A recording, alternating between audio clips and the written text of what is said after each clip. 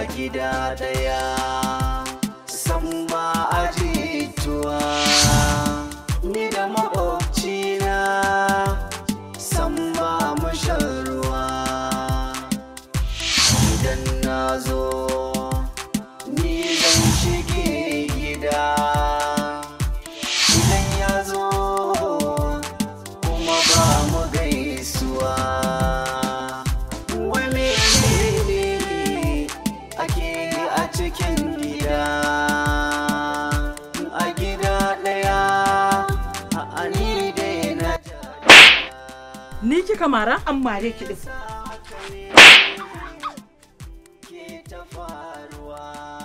kika rama ba zan rama ba ko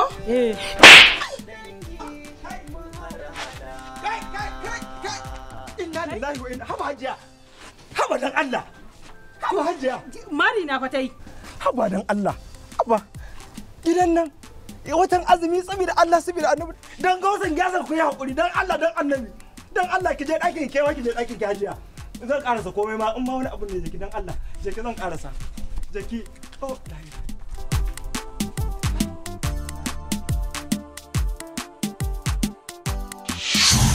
gida daya kai ai ji wani fayawo wallahi ta maru aba hajiya ta maru alwa kai a yau a cikin jin daɗi nake ni yau azumin nan ko wahala ba zai ban ba kai ai wallahi a ci gaba da haka ina cikin nishaɗi ai ina ma da za a yi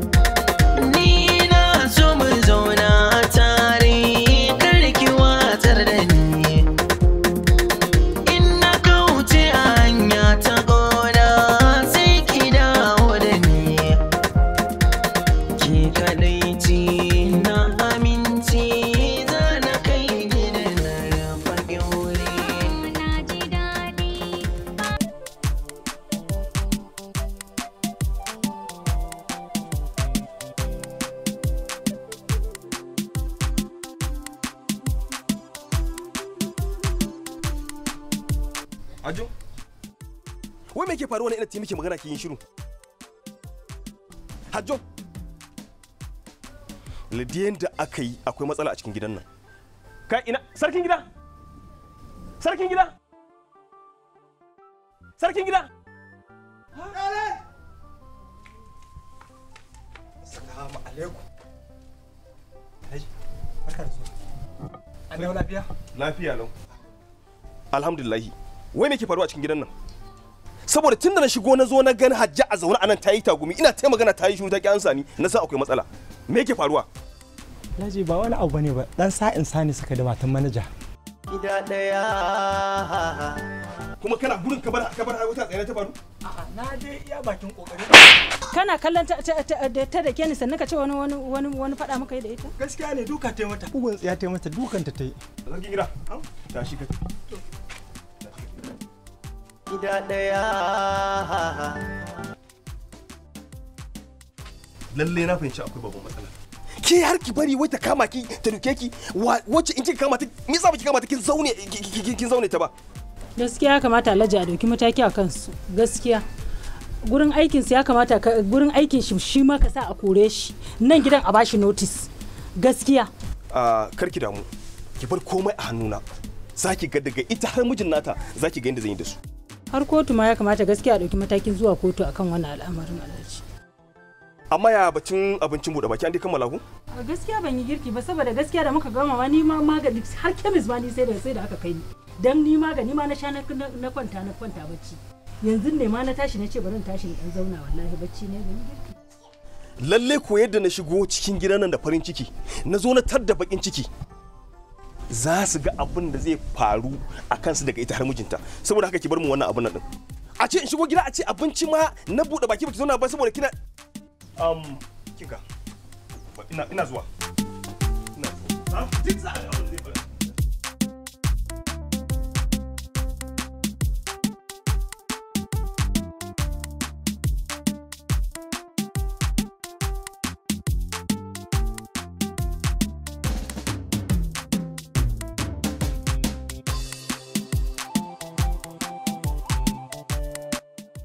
Ke, ina mijinki? Ina wuni. Na ce ina mijinki, da ban wani ba za ki ganni? Na zatta kun sallama da shi kafin ya wuce ne, yayi tafiya. Yayi tafiya ina je? Na ce ina je? Ni dai ya ce min zai yi tafiya.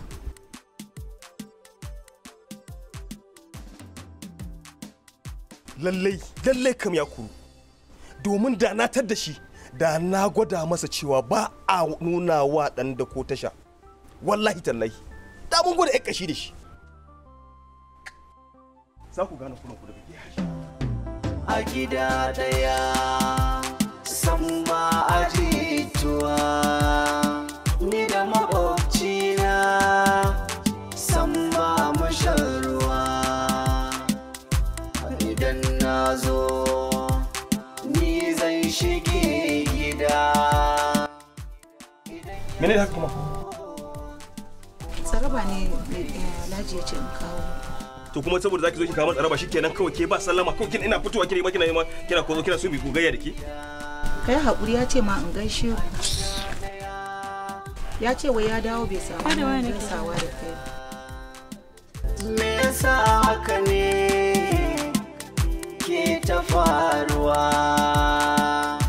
Ƴaƴanmu da duk dangi. Wai me wannan ɗuma ta kai? To wai sani ma ɗauka ko sarkin gida ma ba.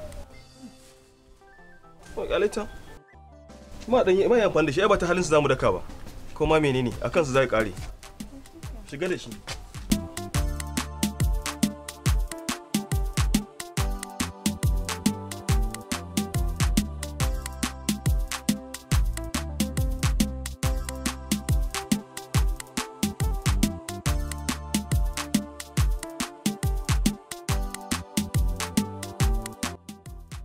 Alhaji, ai yanzu nan na gama magana da Hindatu akan dama kafin in tafi zan tsaya da kai sai mu dan yi wani magana. Gida daya. Haba Alhaji. Dakata. Matarka ta ja maka.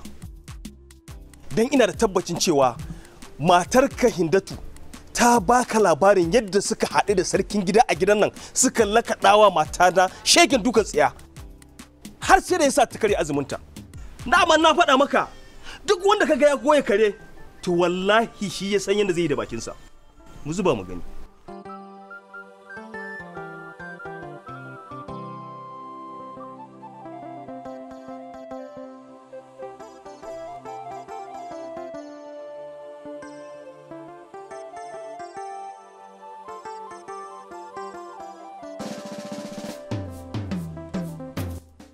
To, ni zan wuce masallaci.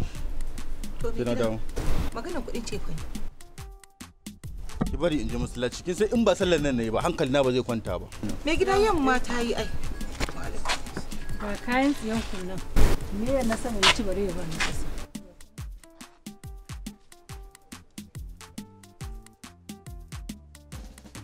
Wannan matan sai kin ba a hankali da ita. Me gidan ba ma abinta ba wanda aka san mishi na ruwan shi da waye gutsirna. To wannan matan sai kin tashi tsaye. Da addu'a da lazimi, istighfari, haylala da salatin annabi. Don wannan matan shirin ya kanki take son ta yi. Ko me gida? Yawwa. Mu ɗan boko, mu muka san komai. Mu muke gane komai. Yin jigo? Sai ki tsaya da addu'a. Yana dawo.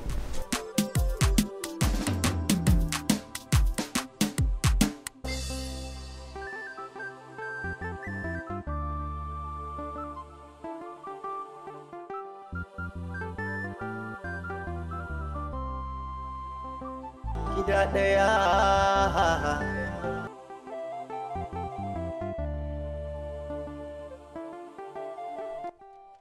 Hindatu.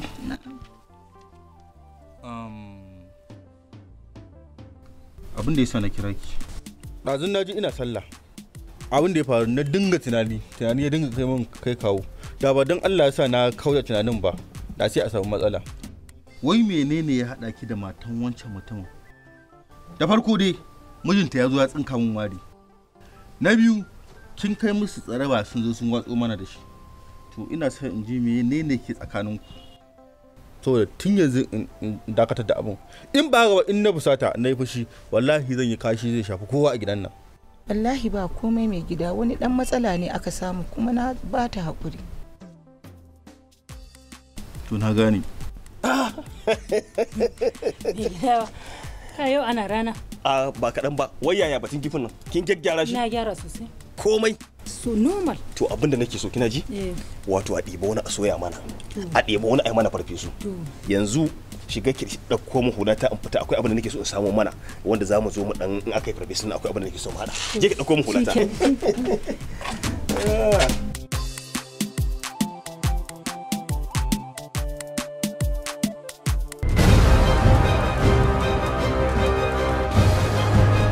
Ya lafiya? Ke Hajo? Hajo ina kike? So ki ga wani abin alajabi.